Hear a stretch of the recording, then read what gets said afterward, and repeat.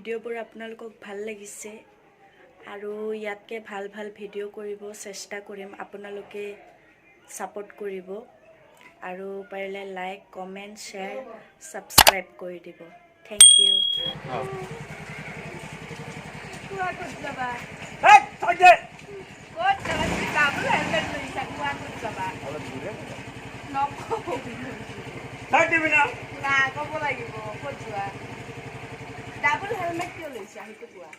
double helmet লৈছো মোৰ কাম আছে সেইকাৰণে কামটো বুকুৱা